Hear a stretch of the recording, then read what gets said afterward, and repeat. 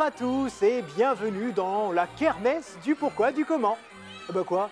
Et pourquoi il n'y aurait que les écoles qui pourraient organiser une fête de fin d'année? Moi aussi j'ai le droit de jouer au chamboule-tout, il n'y a pas de raison.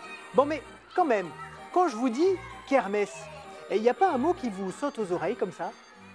Messe, évidemment.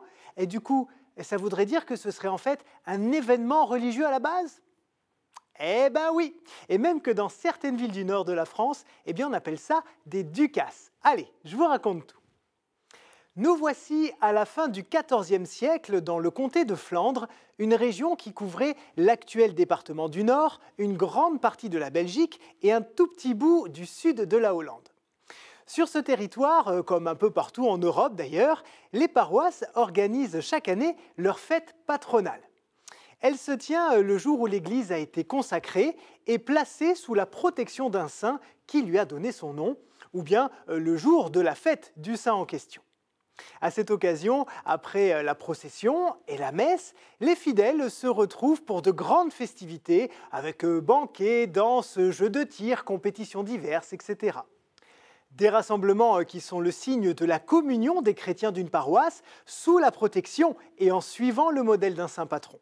Et à cette époque, dans le comté de Flandre, on ne parle pas la même langue partout. Au-delà des patois locaux, on pratique le flamand si on habite au nord et à l'ouest du territoire, ou bien un français proche du latin si on réside plutôt au sud-est. C'est ainsi qu'à partir de 1391, dans la région lilloise, ces rendez-vous spirituels et festifs sont appelés des ducasses, un mot dérivé de dédicace, du latin dedicatio, qui qualifie la consécration religieuse d'une église ou d'un oratoire. Et à partir de 1397, du côté de Bruges et de Gand par exemple, ils prennent le nom de kermesse, de l'ancien flamand kerke, qui signifie église, et misse, qui veut dire messe. Or, la messe de l'église, littéralement, c'est en fait la célébration qui rappelle sa dédicace. Donc, kermesse, c'est le synonyme flamand de ducasse, tout simplement. Mais même si l'Église faisait en sorte de canaliser les débordements, les kermesses et les ducasses étaient parfois le théâtre d'excès en tout genre, de bagarres, de vols et de dégradations, d'autant qu'elles pouvaient parfois durer plusieurs jours d'affilée. Du coup, en 1531, l'empereur Charles Quint promulgue une ordonnance limitant leur durée à une seule journée. D'autant qu'outre les excès, certains petits malins faisaient le tour des fêtes patronales de leur localité, vu qu'elles se tenaient à des moments différents pour ripailler à outrance ou semer le trouble.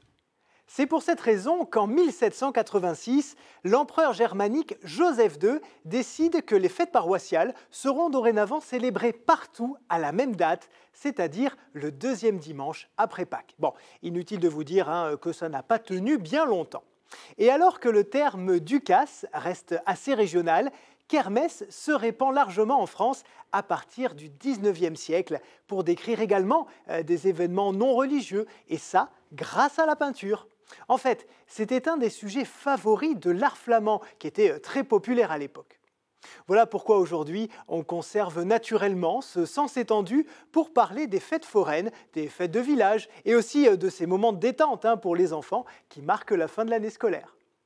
Mais ce qui est intéressant, c'est qu'on voit renaître ce volet religieux des kermesses dans les paroisses sous la bannière des saints, comme quoi tous n'ont pas oublié l'origine religieuse de ces événements.